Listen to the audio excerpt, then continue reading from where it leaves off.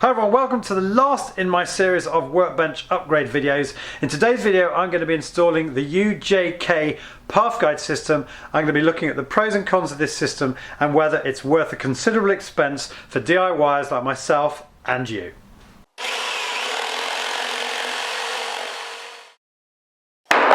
So when I did my folding workbench video 11 months ago, I have to say I didn't even know what the Parf Guide System was until Norman Boyd got in touch, commenting below that video saying, have you thought about installing it? I did have a look at the system, and at £149 plus all the extras you need to make it fully functional, I thought at the time there's no way I can afford or justify that. But as the months have gone on, I've done quite a lot of cutting on my workstation. I've started to think I could really use it, partly because I find it really restrictive only being able to clamp the wood around the edges of the table. I wanted to be able to use my F-clamps to clamp wood down at various points inside of the edges of the table, but also because as the owner of a circular saw and a DIY saw guide, I really like the idea of being able to cut perfect 45-degree and 90-degree angles. So as this is the last in my series of upgrade videos on the workbench, I thought how better to take this workbench as far as I can possibly get it than installing the UJK Parf Guide System. Yes, it's probably more suitable for tradesmen than it is for occasional DIYers, but I'm here to show you guys what this system is like, and I'll leave you to decide whether you can justify buying it for your own projects. So taking a quick look at what we get in the kit. We've got these two Parf sticks, which are basically 1 meter long metal rulers with a series of holes in them. We've got this guide block, which enables you to drill as near a perfect vertical hole with your 3mm drill bit into the workbench. It comes supplied with this 3mm drill. You've got these 3mm guide pins. You've got the guide block itself, which is designed to take the guide pins, but also this special 20mm TCT drill, which handily comes with a stop collar, which I've found a really useful way to stop the drill bit plunging too quickly through the bottom of the workbench. Now, for some reason I didn't think it came with Parf dogs, but it does. You get two in the kit, which is slightly annoying because I ended up buying a whole load more accessories, including two pairs of these Parf dogs and a pair of 70mm Parf dogs, which I thought would be useful because I like to put a sacrificial piece of MDF or ply below the piece of wood I'm cutting so as not to damage the workbench below. And all of that came to a whopping £216. Now, there is a comprehensive step-by-step manual on how to install the system. And there are also a couple of YouTube videos on the Axminster website by Peter Parfit, the founder of the system. But having watched Peter's video a couple of times, I found it pretty straightforward to get to grips with. I worked out how many holes I could fit across the width of the table and then traced a line around the edge of the worktop 85mm in from the edge, which marked my first line of holes. I then placed one of the Parf sticks in the middle of the table. They recommend you centralise the first Parf stick so as to minimise any inaccuracies as you extend the grid out. I then clamped the Parf stick in place, which they also recommend, and then started to drill the 3mm pinholes using the drill guide provided. Notice I've actually got the drill guide probably the wrong way up, but to be honest it doesn't make any difference in the grand scheme of things. But obviously it makes more sense to have the widest part of the base face down.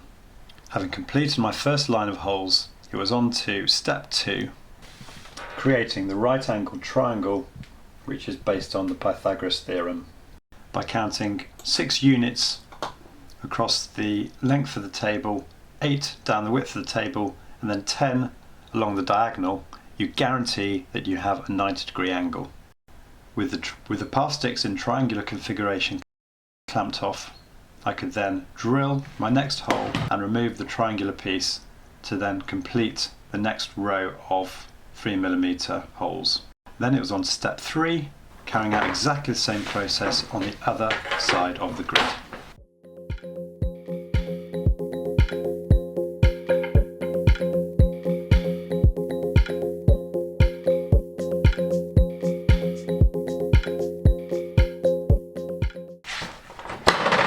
Very tight, the pins, but that is intentional because it creates more accuracy with the holes you're drilling. Having successfully completed the outside perimeter of the grid, it was then time to drill the holes in each successive row to totally fill in the grid. Now the acid test, to see whether the two parts of the square line up. If they don't, I've done something wrong. Absolutely perfect.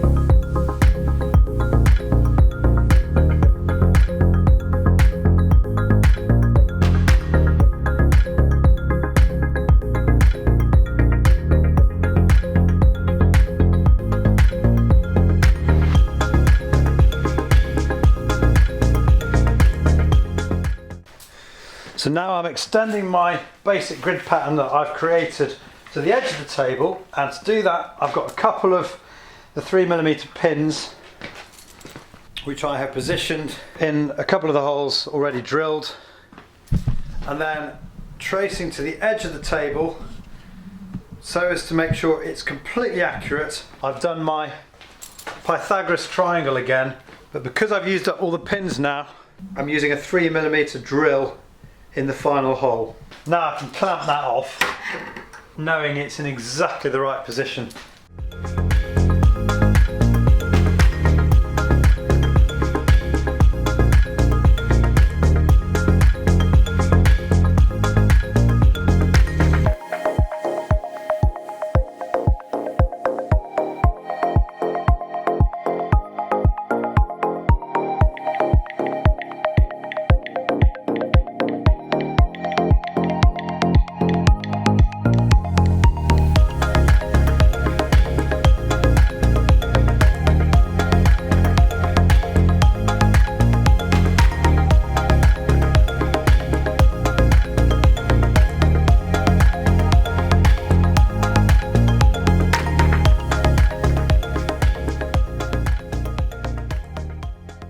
So we're now at the business end of the video, and it's time to drill the 20mm holes in the workbench. And this is the part that I have been most fearing, and I'll tell you why in a minute. So firstly, they recommend you put a little bit of oil on the shaft of the bit, and then just looking closely at the jig here, you'll notice that there is only one hole that you insert the bit into, because the other hole is for a later point in the process, when you're relying on the Parf dogs rather than the 3mm pins to cut your holes. Now, before we insert pins, what's quite a nice touch is they provide you with this drill stop. And I hope this is going to solve one of the problems that I'm going to have, which is that when the Forstner bit goes through my ply, it's going to make a real mess when it comes out the other side. So I'm just setting this just so that it penetrates through the underside of the bit of wood gently, to see if I can minimise the damage that's caused to the underside of the work table. As one word of advice, don't do what I just did and lazily use the tool on your multi-tool, because this is a brass screw head and it does damage really easily. So make sure you use the right screwdriver bit. So it's now time to set up the jig, inserting my pins. I recommend you clamp it as well. I'm not going to do this every time, I'll do it for the first one. Where us DIYers start to get penalised by this system, because we don't have the Festool with the removable chuck. So basically, I'm not sure how this is going to work. I'm either going to have to leave my drill driver attached upon every movement, or I've got to take it off each time, which is going to be a major pain.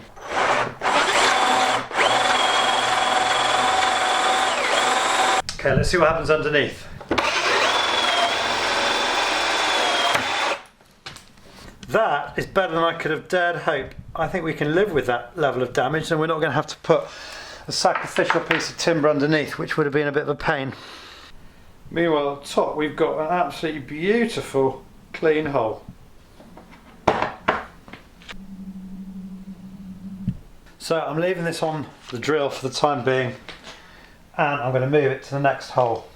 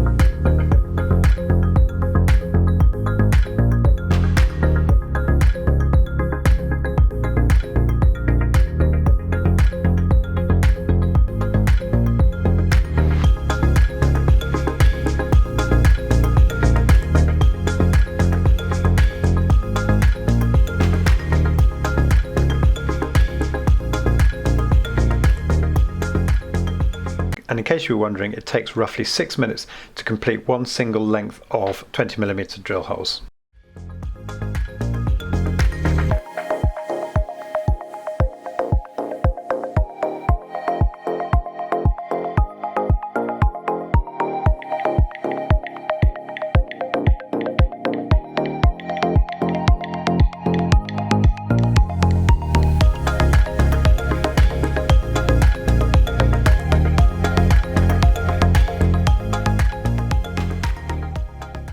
Now, Peter makes a point in his video that when you're constructing your own bespoke track saw cutting station, you don't need to fill the entire worktop with holes. However, because this is my first bespoke cutting station and I don't know what uses I'm going to be making of it, and quite frankly, because a lot of you would probably be disappointed if I decided to cover my workbench with a complete grid of 20mm holes. Okay, I've drilled just about all the holes I can drill now with this current jig setup. So I'm hoping now, by changing the setting and putting the drill in the other hole, we can continue where we left off. And now we say goodbye to the little 3mm and we welcome these little Parf dogs. The idea being, now we're inserting one of these into each hole to drill out the remaining holes.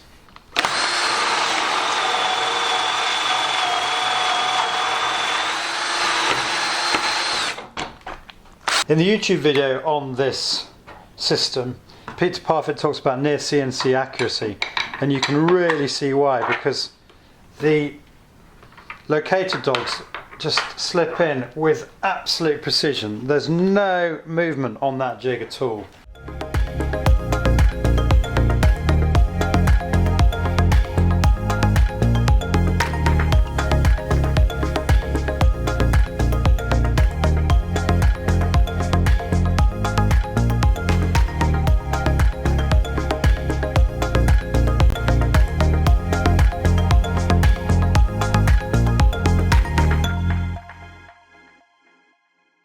So that's it, folks. My workbench upgrade series of videos is finally complete. I hope you found this video interesting.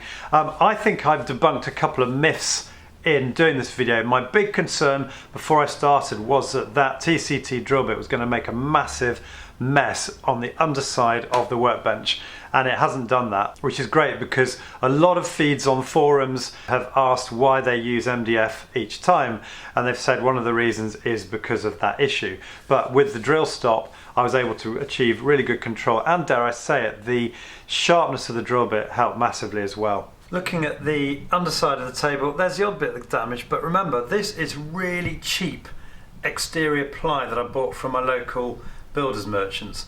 So I think, all things considered, that has survived pretty well. I think this is a really well engineered kit. I think it's a shame that it's so price prohibitive, but then there's a lot of engineering that's gone into that kit, so I suppose that's the reason for it. Which leads us to the final question, really. Can you, my fellow DIYers out there, justify buying a kit that is going to cost you somewhere between 150 and 200 pounds? Because you do need some extra Parf dogs to go with it to enable you to start using it. I leave that question with you really, and let me know in the comment section below what you think.